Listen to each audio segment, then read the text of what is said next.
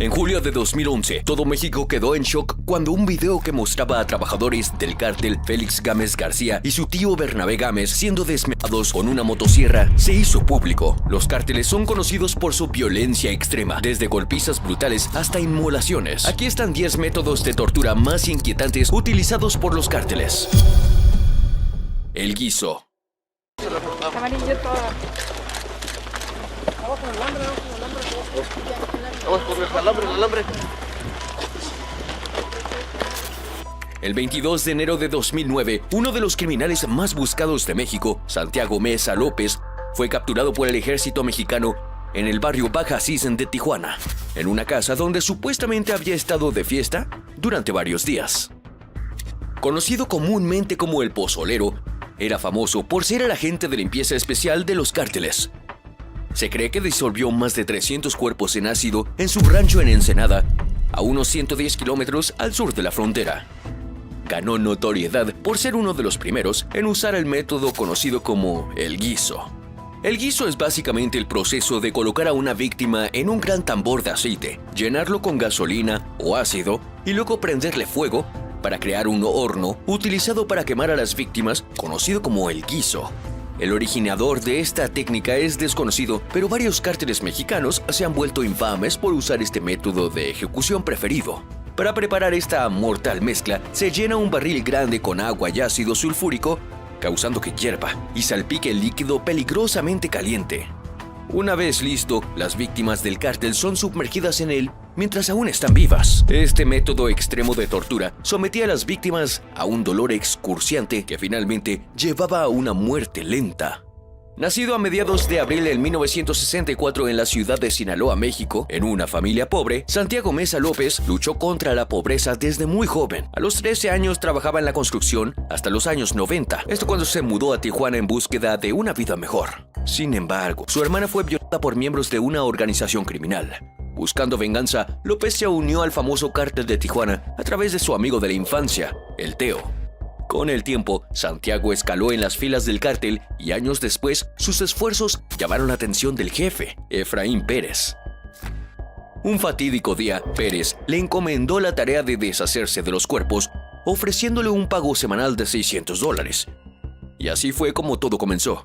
Creó su propio estilo único y efectivo al disolver sus víctimas. Sumergía los cadáveres en una tina llena de ácido e hidróxido de sodio mientras agitaba los cuerpos. La mezcla se mantenía durante al menos 8 horas a alta temperatura hasta que los cuerpos se disolvían casi por completo. Algunas partes del cuerpo, como dientes, uñas o pequeños fragmentos de hueso, no se disolvían y Santiago las arrojaba en un vertedero, las quemaba una segunda vez con gasolina y las enterraba. Las autoridades dicen que se atribuyó a haber disuelto a más de 300 cuerpos en barriles de lejía y luego arrojaba algunos de los restos licuados en una fosa en un complejo en la ladera este de Tijuana. Después de su arresto, los investigadores encontraron unos 14,000 restos enterrados en su rancho. El nombre de este método de ejecución extremadamente violento cobra sentido al ver cómo la técnica de tortura se centra en cocinar a las víctimas.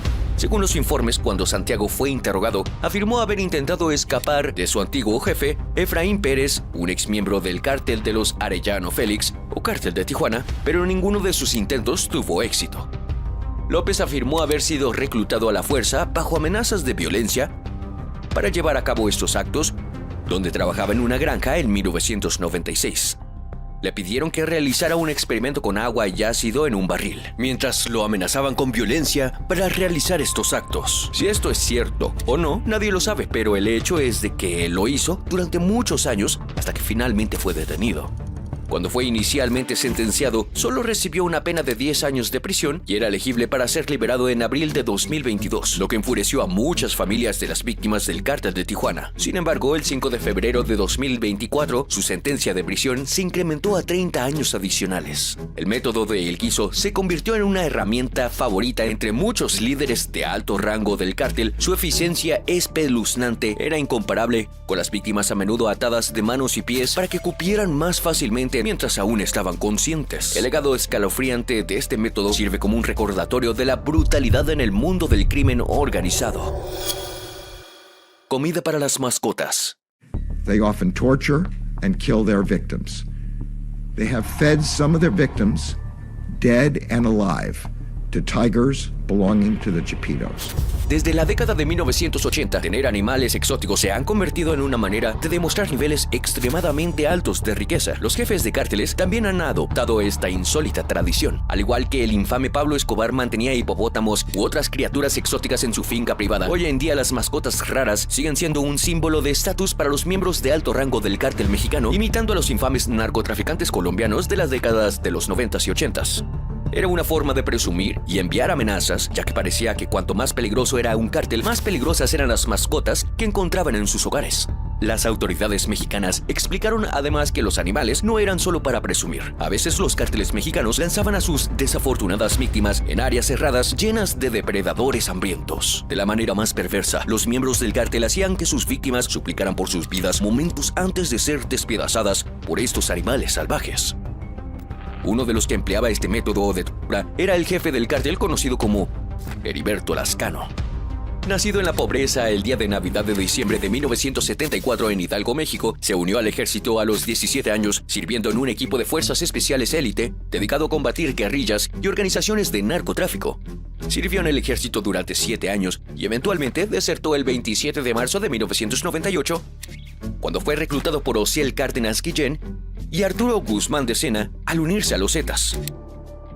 Heriberto Lascano, comúnmente conocido por su alias Z3 y el Lasca, fue uno de los narcotraficantes mexicanos más buscados en nuestro tiempo. Según las autoridades mexicanas, era un maestro en torturar a sus víctimas. Se hizo conocido por usar un método de tortura conocido como la paleta, que consistía en desnudar a la víctima y brutalmente golpearla con una tabla. Un reportero también recuerda que Lascano ató a un hombre a un árbol y lo golpeó severamente hasta romperle las piernas, y como si eso no fuera suficiente, lo dejó atado a un árbol durante 3 días hasta que murió.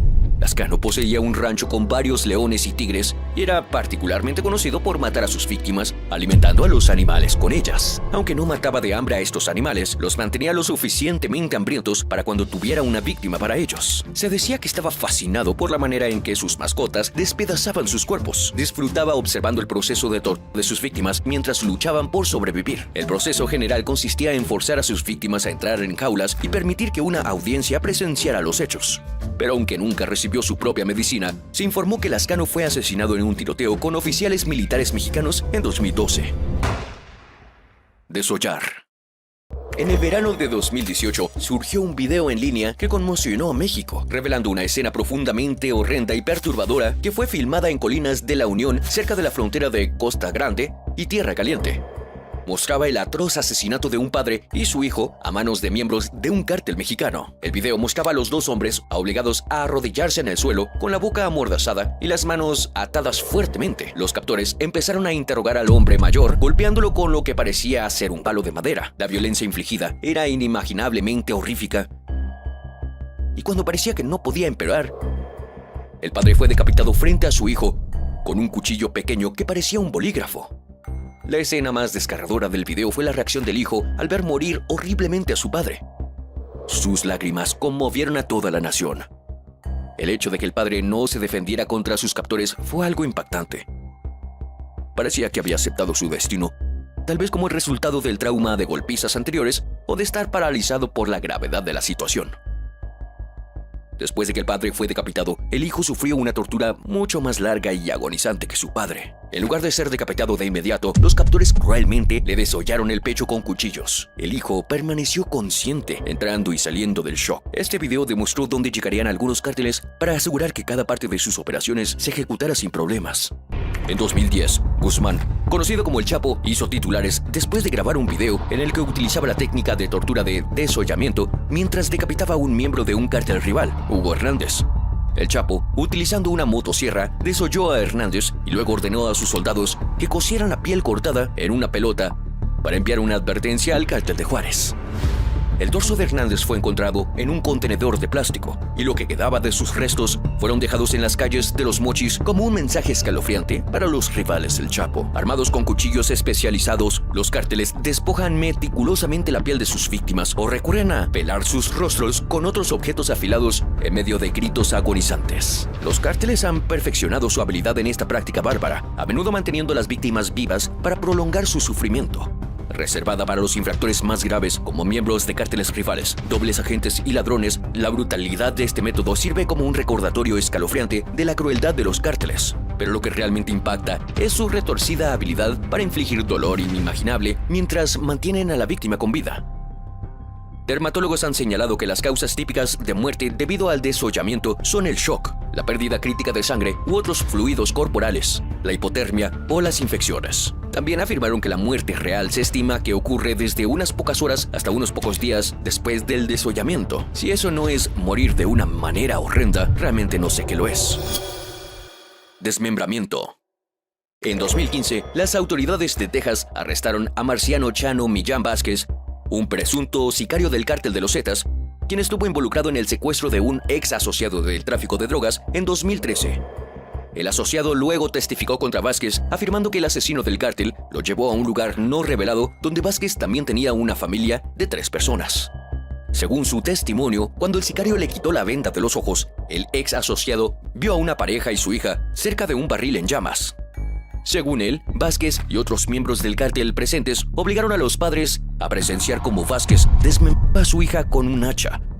Al igual que Vázquez, se sabe que los miembros del cártel ejecutan sus víctimas a través del grave acto de inyectarles morfina, adrenalina o heroína, la cual afecta el sistema nervioso central de la víctima, manteniéndolas conscientes durante el proceso. Luego, utilizan hojas pesadas y afiladas y a veces incluso cuchillos de cocina para desmembrar completamente las extremidades de la víctima. Durante todo el proceso, evitan estratégicamente cortar demasiado cerca los órganos vitales para mantener a la víctima en un dolor agonizante por más tiempo. La combinación de pérdida de sangre, infecciones y el shock del dolor extremo crea un cóctel de tortura lo suficientemente potente como para que la víctima revele cualquier información que estuviera ocultando y, con frecuencia, mueran a causa del dolor.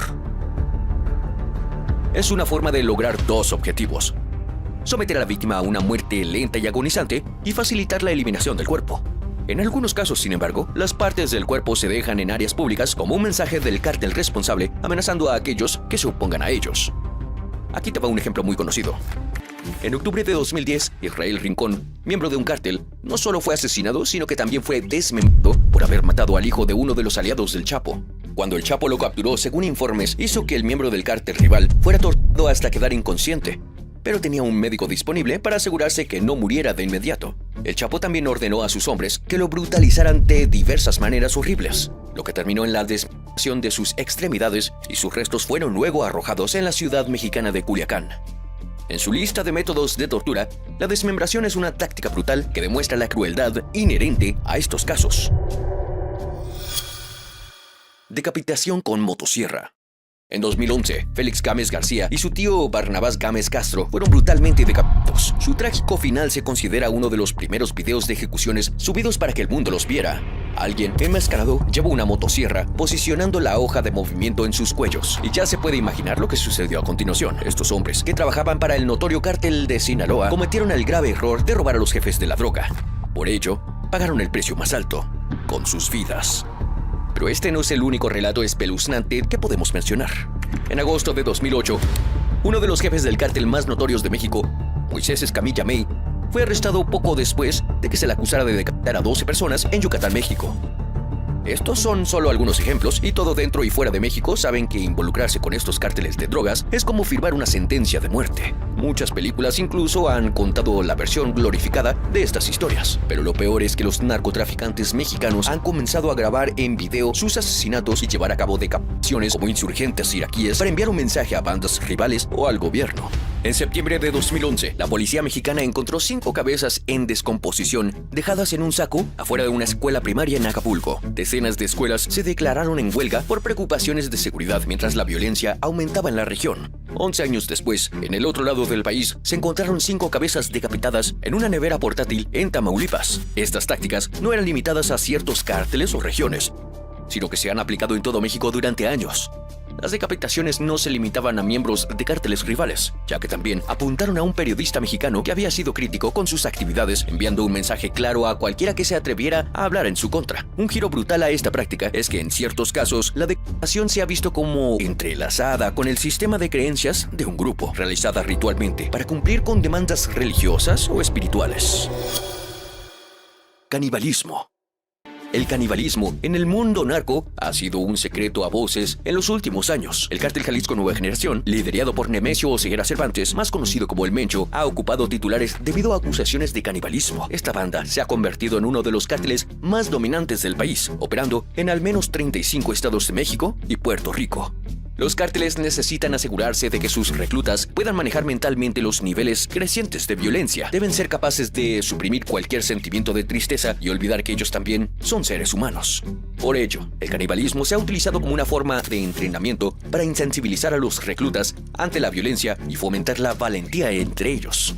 Las impactantes demostraciones públicas de agresión se utilizan para amenazar a grupos rivales y mostrar dominancia, como parte de un arsenal de técnicas que incluye la demostración de nuevas armas y tecnologías militares que posee el grupo. También se les enseña a cortar dedos y pies, la técnica de tortura preferida por los cárteles para interrogar a bandas rivales. En su proceso de entrenamiento, los reclutas son obligados a consumir dedos destrozados y al superar esta prueba, progresan a partes del cuerpo más grandes. Si alguien vomitaba durante esta prueba, los instructores recogían el resto de los suelos y obligaban al individuo a ingerirlos nuevamente. Además, el brutal régimen de entrenamiento incluía el requisito de que los reclutas durmieran junto a los cuerpos fallecidos por la noche, con el objetivo de desensibilizarlos ante la muerte. Expertos sugieren que estos crueles rituales de iniciación involucran un sentido distorsionado de lealtad al cartel al desmantelar el sentido de identidad propia de los reclutas.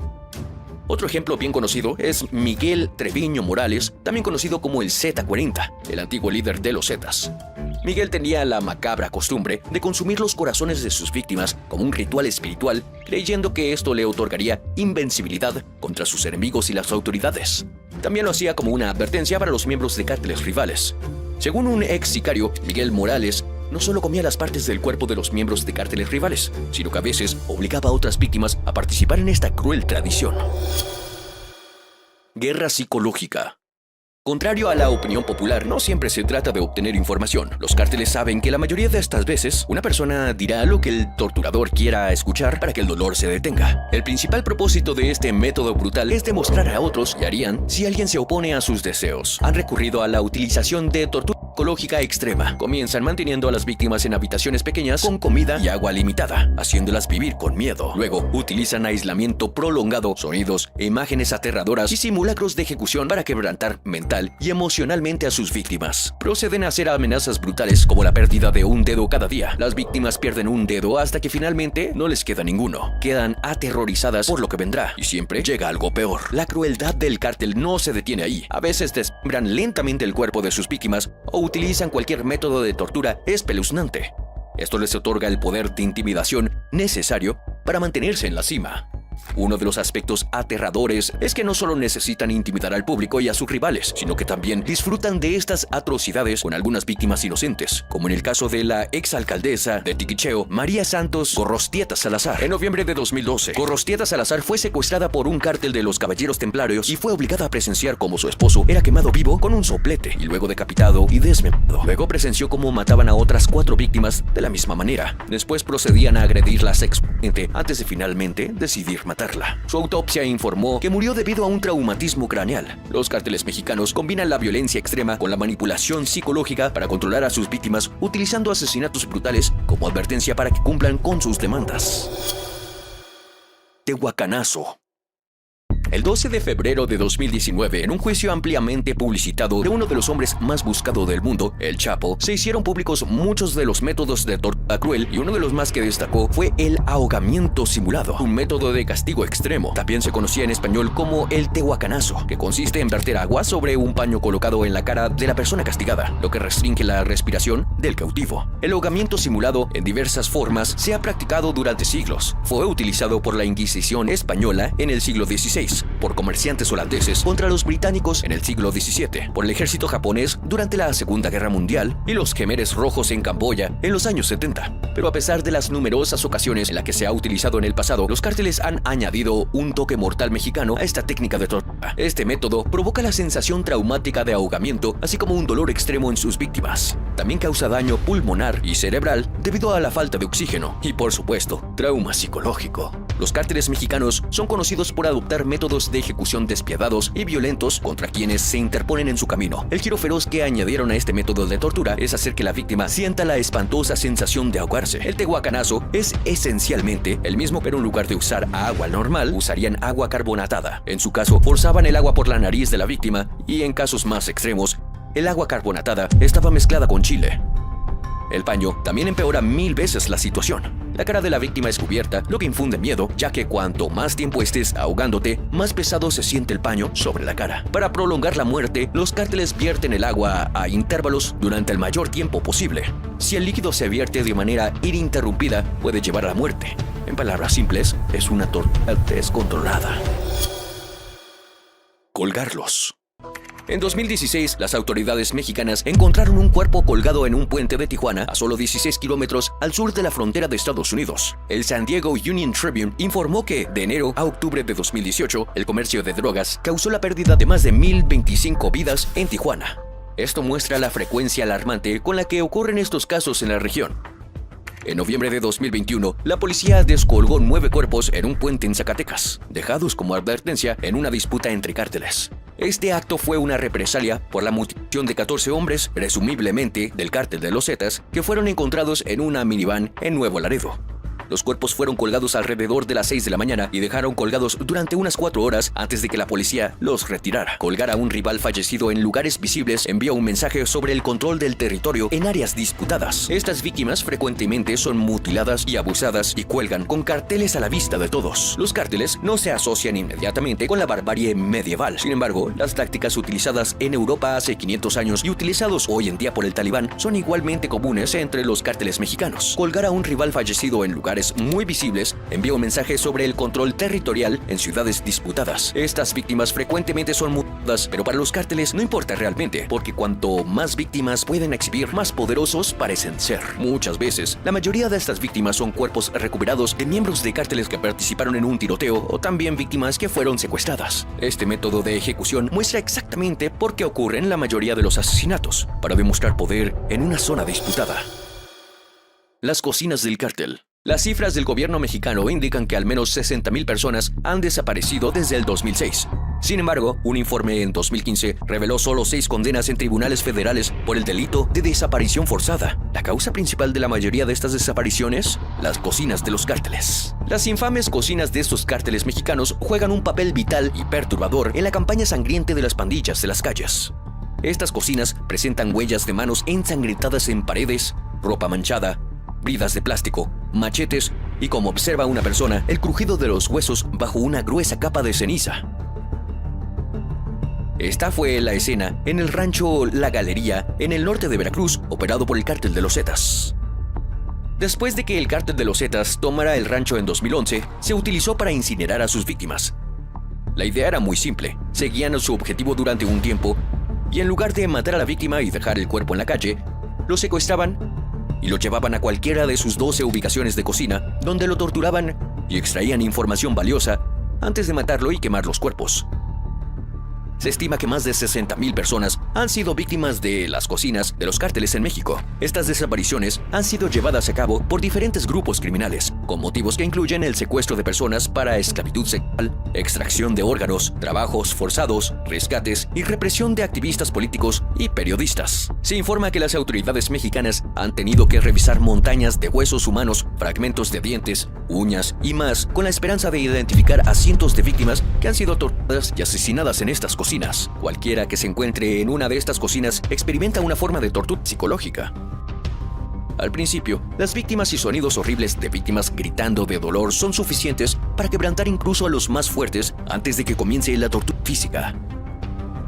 Las familias están molestas y frustradas porque la cocina en el rancho La Galería no es un descubrimiento reciente. Desde 2017 han obligado a las autoridades a registrar la propiedad más de 4 veces, y cada vez que lo han hecho han encontrado cosas que las búsquedas anteriores habían pasado por alto. Se descubrieron 6 víctimas decapitadas, huesos de fémur, pelvis y mandíbula, así como cientos de fragmentos óseos, algunos de los cuales estaban quemados. Esto hace que los seres queridos de las víctimas sientan que las autoridades no están interesadas en abordar la amenaza que representan los cárteles.